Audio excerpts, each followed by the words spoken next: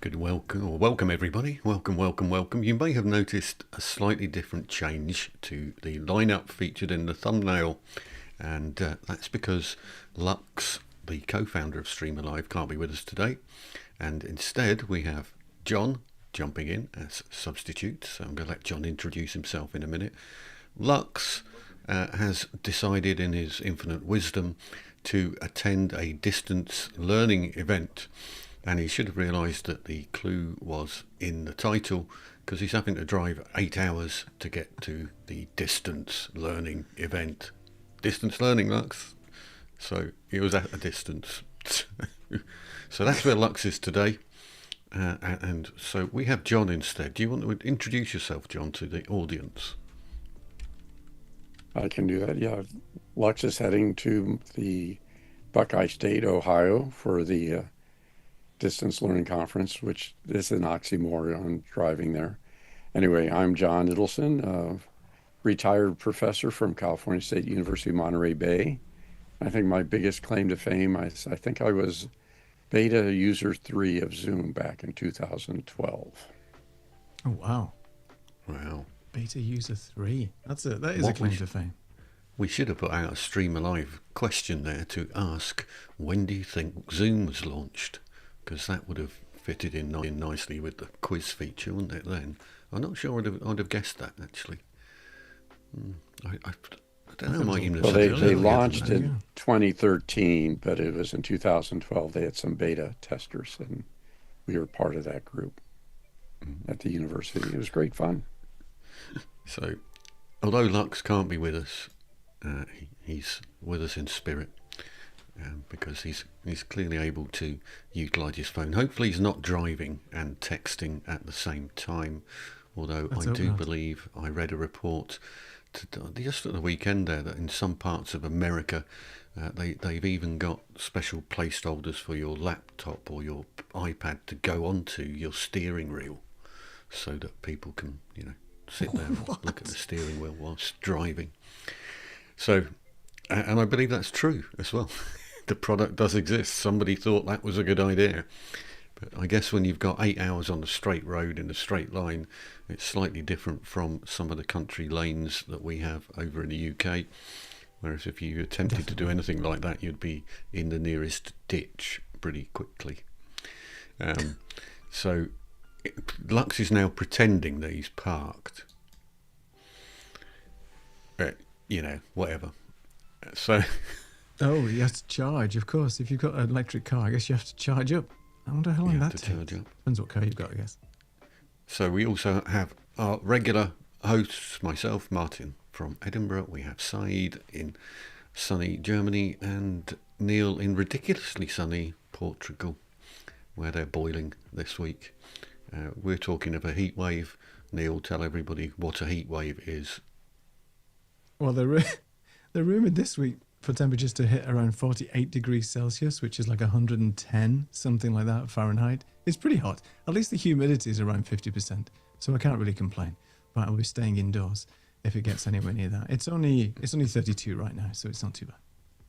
If anybody from Britain is watching, like summer is when it's warm outside and the sun is shining. Just for context.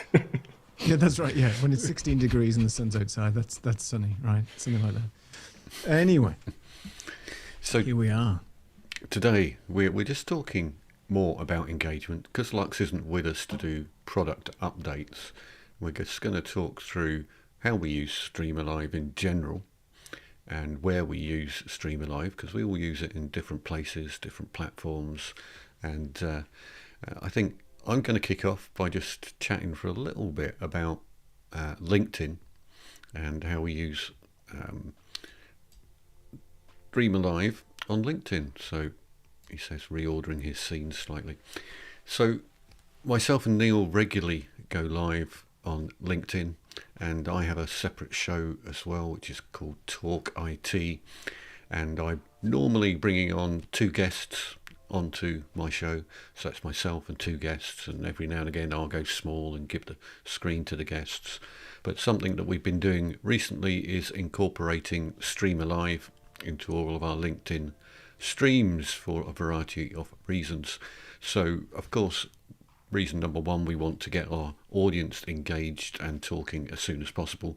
So I normally kick off with the StreamAlive Globe, because that's a big hitter, so to speak, and people are always blown away when they see themselves entering Paris or London, and suddenly the dot appears on the globe with their initials, and I can hover over the globe and show what temperature it is in a particular location, so we don't have to go through the rigmarole of what we just did just then. And that immediately gets them used to typing in the comments, because on LinkedIn people are not used to that. If you're on other platforms, people will join 5 minutes early and start saying hello and having a bit of a chat in the comments. On LinkedIn they don't do that. The likelihood is they may not do anything at all. So you really need to push them on LinkedIn to start entering stuff into the comments, because it's just alien to them. So that globe is a great starting point for us on LinkedIn to get people realizing that what's coming through on the comments on LinkedIn actually materializes as something in the live stream. So I think it's kind of a big shock to them to start with. But then a little bit later on, we'll move on to other graphics like bar charts or wonder words. And again, through the ether, it's not instantaneous on LinkedIn, but it is very quick from multiple locations, and we're frequently connecting out to my guests' platforms on LinkedIn as well as our own LinkedIn profiles. So we may have 3 different profiles coming in from different areas, all driving the graphics on StreamAlive. So they all come piling in, and people can actually see what's happening on the screen. And, well, number one, that gets them engaged. But number 2 is that LinkedIn thinks they're all very engaged, because it's counting the comments coming in and comparing that into the algorithm and saying, oh my word, that was a super popular live stream. And I will bring up general comments on screen as well. But the fact that StreamAlive is used means that those comments are pinging into the live stream within LinkedIn. So it thinks that is a super popular live stream. And the end result of that is that the algorithm then takes that live stream and offers it up in people's feeds for replays. And I think I have seen the sort of knee-jerk reaction from LinkedIn's anti-AI slop the needle's heading over to live. It really likes live, but it also likes the post live as well. 400% increase from a few months ago in the number of replays I am seeing on post lives. And my theory is that one of the reasons for that is we're using StreamAlive, and StreamAlive's generating all these comments. LinkedIn therefore goes, wow, that's super popular, and it then offers up those replays in not only my profile but also the profiles of my guests as well. So typically we're seeing maybe 200 watches of a replay on each channel within 48 hours, whereas maybe on the live itself only 10 people showed up, or maybe even less. But all these other people are then watching the replays. Now sometimes they're just watching for a few minutes at a time. Other times, because you can tell by the stats, they're obviously going away and then coming back, so they're not watching it all in one chunk.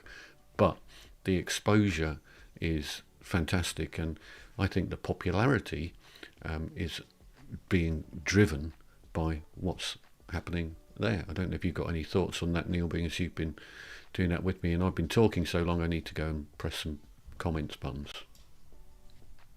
No, I agree. I think the engagement has changed a lot on LinkedIn Live recently, and I've been seeing changes as well, even on my videos that I stream to LinkedIn Live, what we do on a Thursday. There's been definitely an uptick in some of those replays and so on. And yeah, notably what you mentioned about your IT show, whereby you're seeing a lot more people get engaged after the fact as well on the replay. I think LinkedIn is definitely favoring the non-AI slop, as we said. They value engagement. They want people to comment on real life stories or posts that you're doing, and I think live is a great way of doing that. So yeah, the thing is as well, I've noticed that they brought the app back in terms of the video feed in the iPhone app. Previously, it had disappeared. Apparently now some people are getting it back again. So it's worth checking your phone to see if you've got a LinkedIn Live video feed in your LinkedIn application now, because they are really pushing the video side of things. And I think it's just going to get more and more prominent on LinkedIn as more and more people move away from the AI generated videos and things that you see sort of populating everywhere from TikTok to YouTube to Instagram and everything else. So yeah, may continue, but yeah, definitely there's a lot more engagement on LinkedIn, and leveraging the likes of StreamAlive can definitely do that. And we should mention, and we have mentioned it before, but I'm going to mention it again. LinkedIn does this weird thing of when you are live, if you're now viewing this live on your phone, you are going to see the horizontal picture in the middle of your phone in a very tiny manner. If you're watching it live on your phone, it looks terrible. So if you're watching on your phone, don't watch on your phone, go and watch on a big screen when we're live. However, if you're watching the replay, what happens, providing that you have streamed live in vertical as well as horizontal to LinkedIn, which you can do, so you can simultaneously send out 2 streams, the replay will come out beautifully on your phone. So if you go and watch it live, it looks terrible. However, as soon as you're finished, go onto that scrolly bit on the phone, if you have that particular bit, find the replay and hit the replay. LinkedIn automatically, if you're on your phone, will choose the one that fits the phone nicely, and it comes up perfectly. If you tap on the screen, all the little icons and things disappear as well, so it actually looks really cool on your screen, but only on the replays in vertical. But I'm also noticing that we get 50 to 75% of the replay numbers coming through from the vertical platform. I don't know how that compares with YouTube and how people engage on YouTube, Neil, because it's you up to talk about engagement on YouTube now. Well, I mean, YouTube's got a different way of engagement. I mean, they introduced the communities tab a long time ago, where they were trying to make sure that people were focused on engaging with their community. And what that means is, originally it was only for your subscriber community. So whoever was joining you on your YouTube channel in that particular area, then you could comment, you could post things within that community tab. That could be images, a short post, small video, things like that, just to keep the community warm. And then they extended that out so everybody potentially on YouTube could see that a community post that you made, and it would appear in people's feeds and things like that. But YouTube keeps changing. The way that I typically engage on YouTube, especially for other shows that I do, the Creative Amplifiers show, where we used to do lots of quizzes and things, we did use StreamAlive a little bit for that in terms of quizzes and things. And next season, when we come back in September, we'll be making more of use of StreamAlive specifically for quizzes and polls and you know, using the globe to find out where people are. But in terms of YouTube and sort of getting engaged on there with your community, there is a number of different ways as well. Obviously, all the comments that you come into your YouTube channel, you can engage and comment on there. But realistically, I do most of my engagement when I'm doing the live shows. So like we're doing today, for example, we're engaging with the comments coming in, and StreamAlive obviously could use those comments, and we could create something on there like a poll or a questionnaire or something like that. But for me, I just typically use the workflows that are built into YouTube for building in my community and things like that. And then you can also drive people away from the YouTube channel into your own community, which could be a Substack newsletter or something else. But typically that's how I would engage people with YouTube, but definitely going to use more of StreamAlive in the up and coming shows for Creative Amplifiers starting in September, which will include more quizzes, the spinning wheel, obviously, to find the winners of the quiz and so on. Because before I used to have to do it manually, piece by piece, and build in scenes in Ecamm, and that's just really not a great way of doing it. And StreamAlive offers so many different workflows now for that type of thing. So that's what I'll be doing later on in the year. But for now, not a ton of stuff that I use in YouTube apart from the main sort of comments and community posts that are available to you right now. That's an interesting post there as well. I've just checked out LinkedIn Live, and it's 16:9 maxed out full screen on rotation. So we'll maybe go and have a look at that. Sorry. So when is it like? So you can turn the phone round on LinkedIn? Okay, I'll have to I don't know. Go and have a look. Because I didn't know it would do that. Maybe it's changed then, because it keeps It never changing used things. I don't know. Well, LinkedIn changes all the time. Is this on your channel then? It I is. guess this is on yours. No, right? it's not. Let's just do it live. No, it won't be on my LinkedIn channel because I'm not I streaming think, in vertical. I think, channel. Martin, I think it's an optical illusion. I just so. tried it because the Right. way you build the vertical scene, if I rotate it, of course, I can see it looks like 16 by 9 because the rest is cut off. There's all the comments and stuff at the bottom. So it just looks like it's 16 by 9, but it isn't. If I do it like this, you can see the comments where are coming back. It just cuts off the description and everything from. But I'm not complaining. So That's actually strange because on mine, if I flip it round, I am getting the full 16 by 9 feed now, which you probably can't see very well. But Yeah. basically it's not going to focus on there. But anyway, yeah, that's what I'm seeing, which is interesting. So the feed is coming through on a 16 by 9 on LinkedIn as if you rotate the phone. Strange. Requires further That's what's happening on investigation. my side. I think I think so. that's the answer definitely. to that. Thank you for. Oh, I've got to add that on while you're on the screen now. Thank you, Kilobyte808, joining us from Arizona. I'm guessing 808 is a reference to the synthesizer. I would have thought. Is it? Drum machine. Drum machine. TR 808 808 state. from Roland. Yeah. Yeah. Yeah, that's it. Drum machine. Good. Next stop, Substack Live. Don't overcomplicate things, Lux. Yeah. So We can do totally that. different types of engagement Ish. between YouTube and LinkedIn in terms of quantity as well, and in terms of number of users. I always say that with YouTube, there's a lot of vanity metrics that go, you're just getting hundreds of users, but you've no idea who they are. On LinkedIn, even if you've got 10 users on, you can really make a connection with them through the engagement, and potentially you may well be doing business with them at a later date.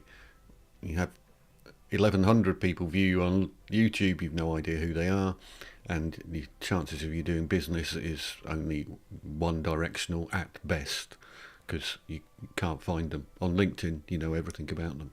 So it's a totally different implications to different ways of working. And talking of different ways of working, Saeed also uses StreamAlive and other engagement tools for different reasons on different platforms in different ways. yeah, I usually don't live stream. I just enjoy when the live stream is running.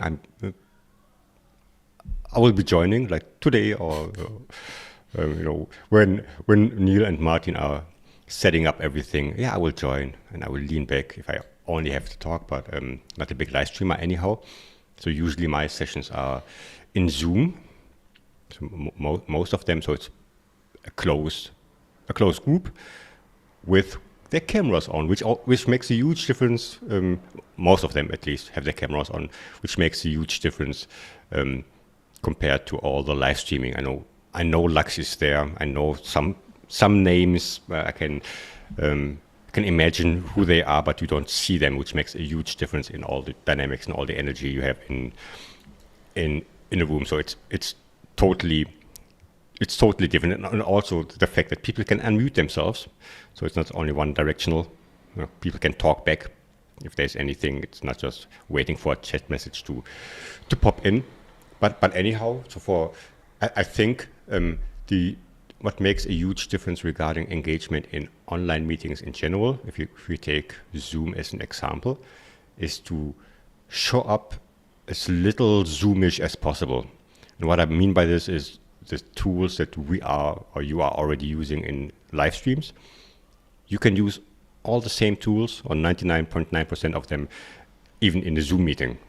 And if people join a Zoom meeting not expecting this, or they're just used to someone is screen sharing a PowerPoint for 60 minutes straight and giving a TED talk, this alone creates a totally different like energy in the room. The engagement is different. People are excited because there's like it's magic happening on screen. So if you use Ecamm, I use OBS, or it doesn't matter which tool, Airtime, for example.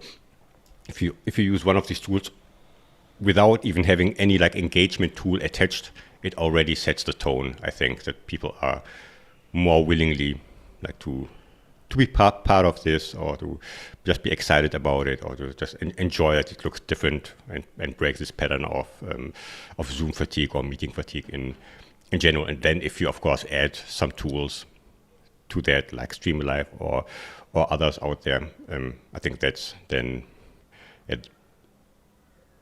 the peak of engagement you can create. But my whole point is you don't need much. It's just the way you show up. That already makes a huge difference, and everything else is a bonus. Thank God for shout out to everyone who's still like screen sharing their PowerPoints. Thanks a lot. It makes me look a lot better in my Zoom meetings. So if everybody would do it, right, it would be boring over time. There can be a fatigue for everything, but as long as it is still a surprise, and still not everybody knows this, or I still see people seeing this for the first time. I think the same for you guys, right? If someone joins like one of your meetings or coaching, oh my God, how did you do this with the camera? Just seeing it for the very first time is always exciting. Yeah. And I'm just going to add this to the broadcast because it's Marianne's calling in, I think, from Australia. Marianne, you've tuned in on the one day that we don't have Lux here, and therefore we can't really answer any questions about StreamAlive in terms of how the payment structure works. So come back next week or DM Lux and he'll let you know. Marianne wants to just use one or two features and not pay for all the things that she doesn't need to use. So I think that's a question for Lux to be answering rather than us. Definitely. And if you're around, Lux, then maybe you can answer Marianne in the chat. Yeah, answer in the chat, Lux, there if you're around. But also, if children are watching, don't drive an FAQ. I mean, just saying, be careful. Has there's anyone a question tried? for John in there, I think, as well. Yeah, there's one for John. We'll bring it back up. From Dean. A question for me. 1. Has anyone tried Liminas Zoom ISO? Liminals Zoom I have ISO. a little bit, but I'm not going to comment. Well, liminal, yeah. Zoom ISO is a great product for actually increasing the production values, and because it does a lot of production techniques that you can use, isolating individual cameras, controlling them, and works very well with StreamAlive because you can use chroma key effects and superimpose the questions. So Zoom ISO and Zoom Production Studio, I think, are the two things that I think a lot of the people doing exciting things in their Zoom calls are using. So for people who don't know the difference between the different Zoom offerings, can you cover quickly what the different Zoom offerings are? Oh, that would be hard for me as an end user. I'd get in trouble, particularly if I messed up, since my son works there. There are quite a few Zoom offerings, but I do drink from the Zoom cup. He drinks from the Zoom cup. Well, maybe we should concentrate more on your area of expertise in terms of your position teaching people for so long, and how you frame your questions in order to get engagement in the same way as I would, as a salesman, frame my questions as open-ended questions to ensure people can't just say yes or no. How do you frame your questions to maximize engagement? Right. You want that delivered tomorrow or on Friday? Yeah, possibly.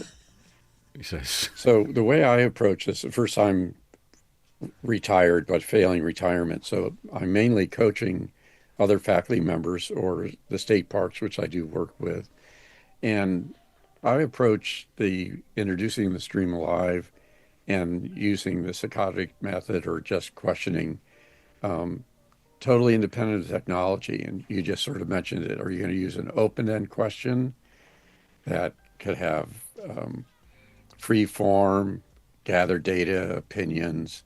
Are you doing closed-end questions that, yes, no, force people to make a decision, make a choice? Or are you using some sort of metrics which gives a scale? And each of those questions trigger a different part of engagement.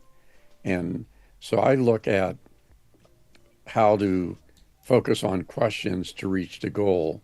In my case, when I was teaching, I really wanted to generate questions that as the students answered them, it led them down a path for them to make a discovery. And that sort of learning sticks with a student a lot more than a PowerPoint presentation where I'm hitting all the bullet points. And I used to joke with my students, if you aren't engaging, if you aren't talking back and forth, we're really just using the classroom or technology to just take the notes off my lecture pad and my PowerPoint and put it into your notes without hitting brain cells. So questioning really does trigger a response in the listener. They have to form an answer, then they have to form a question. So I look at StreamAlive providing a rich palette of open-end question models, closed questions, yes or no, and the idea of scales that you could get sort of the temperature of the room. And if you really focus on the questions, then you're going to have a much more engaging conversation, whether it's online or in a classroom. Yeah, and I guess one of the benefits of StreamAlive is, and it might be not immediately apparent to people, but it also has AI generated questions, so you can brief it on who your audience is and what your topic is, and it will then come up with some questions that you may want to ask your audience in different formats of graphics as well. So some are more appropriate for one-word answers, some are polls, some are talking tiles, which is longer versions of answers coming down the screen, Tetris-like.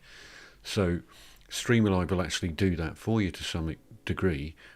As with all AI, there is always a human eye that wants to be cast over the questions as well. But that is a really strong, it really is a strong part, because students, when they ask you a question, means that you weren't clear or they want to get more knowledge specifically at that point. They're at a teachable moment. And sometimes those get lost when you're in the activity. But with StreamAlive, you actually do have a good record of all the questions, all the answers, who gave them when, and it lets you do post-presentation analytics, which I used to joke with my students when I started a new class. I apologized to them because I said, by the third or fourth time I offer this course, I'll have it down pat. But the first times you do it, you're really just sort of finding your way down the path. And StreamAlive, I've found with the people that I've been coaching, it really speeds up that improvement of their content and really meeting the needs of their students.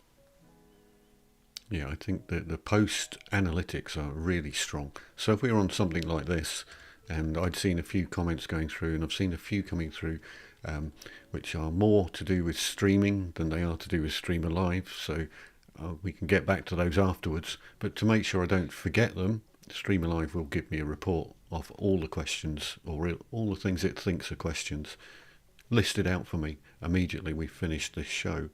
Previously, I would have had to go back and watch the replay and see all the comments coming through and have a look at them. That way round, it doesn't really work very well at all from that perspective.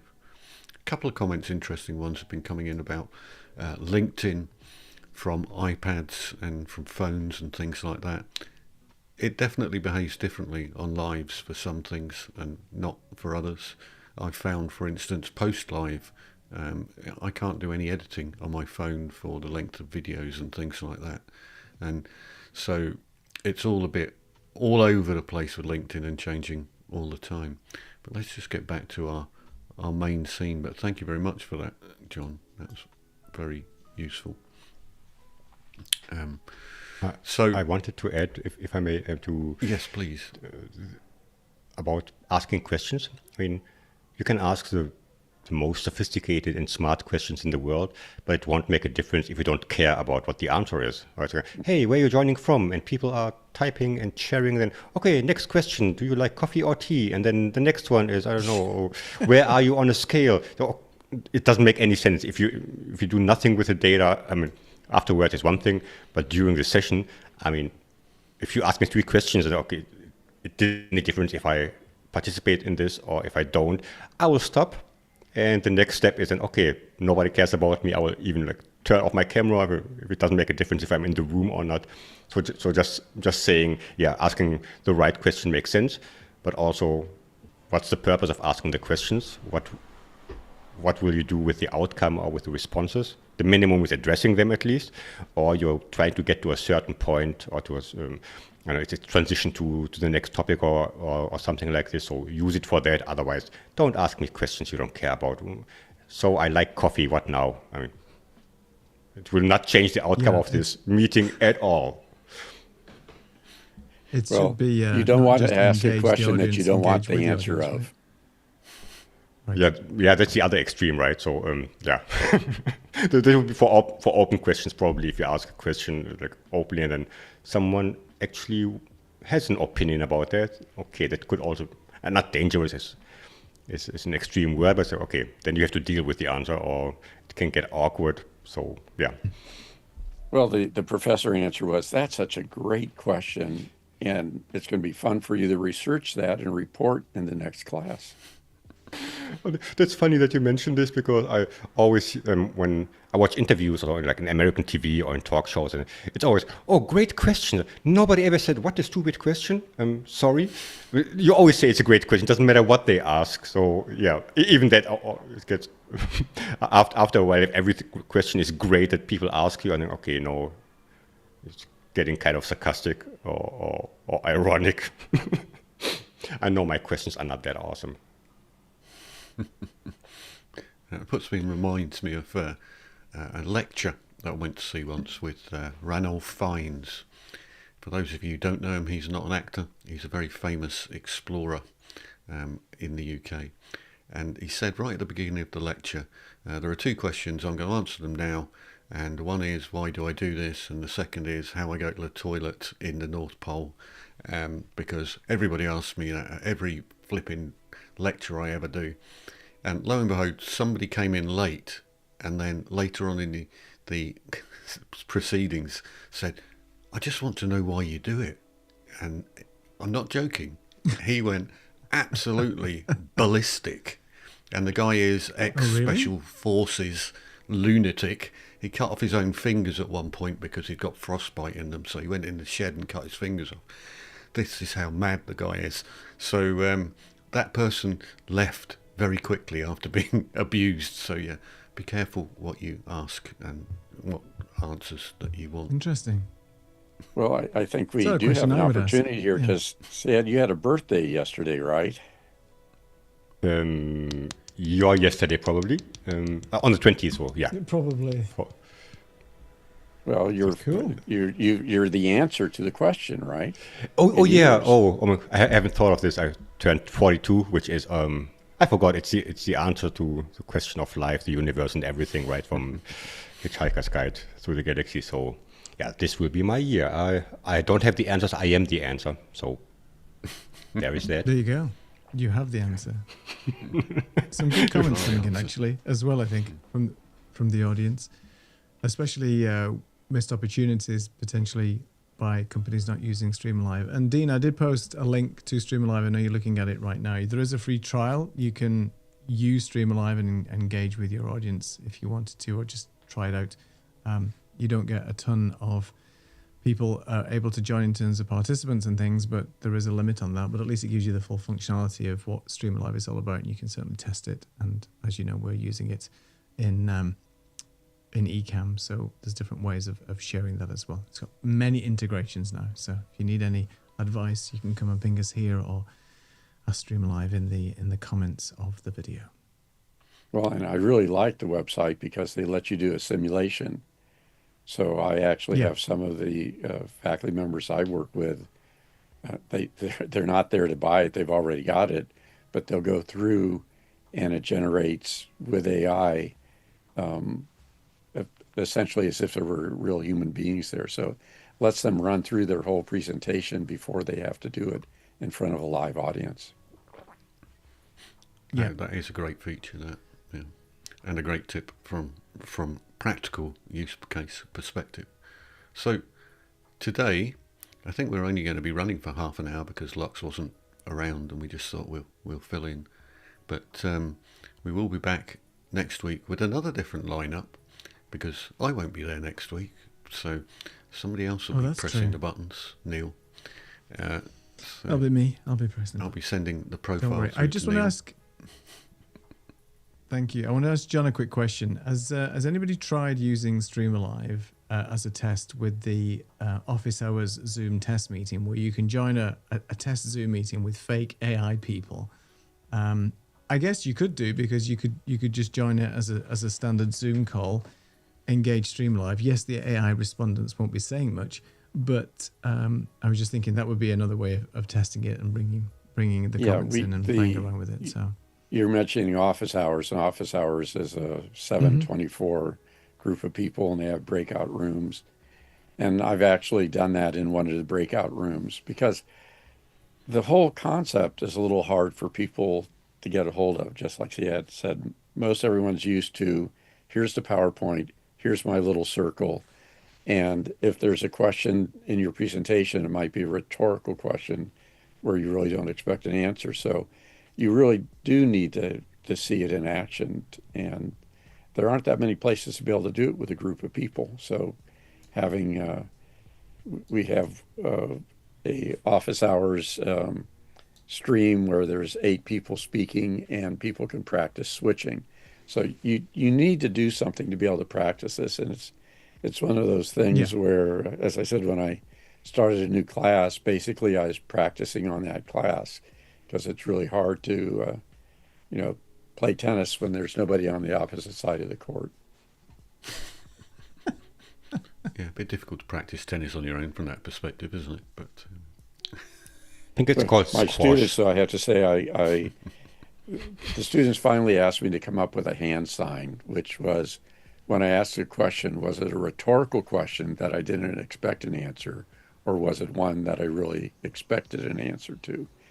And I think one of the things we forget in the online setting is that if you're in a face-to-face presentation and you ask a question, you usually have to wait 60 to 90 seconds for people to ask something. You have to let them think of it, phrase their question they're going to ask you.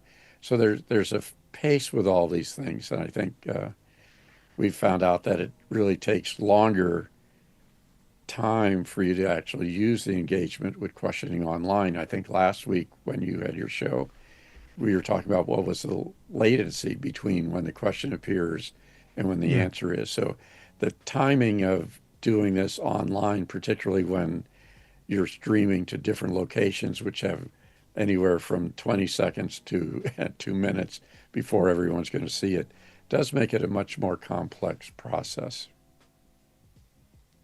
The latency, and additionally, I mean, as you said, latency is one thing, that's the technical part, but even after the latency, if the question actually arrives in Germany, I need 30 seconds to understand it, to think about what my answer is, if it's not just a quick yes or no answer. So, right. And if I have to type it, it would also take a little while, especially, I mean, if you're doing like live streams like today, they're very international, so you never know where people are joining from. Maybe I would like to spell check things, or to try to figure out how do you actually write a certain word before you send it into a public.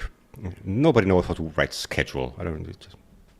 Nobody knows. The word schedule, you mean, or yeah, the word schedule, for example, or anxiety. I have no idea. That's the only thing I use ChatGPT for, to ask it how to actually write the word schedule. But just saying, so give people a little bit of time to think about it.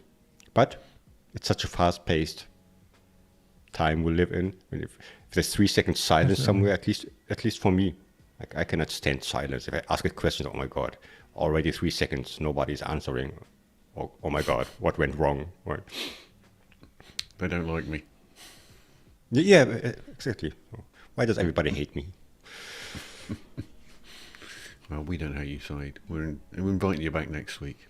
So I think Exactly. I think thank you for everybody who's joined, and for Jules coming in so positively about StreamAlive. That I think they must be paying you, and Bob and Dean and Kilobyte 808 and everyone else who's joined us from all over the world.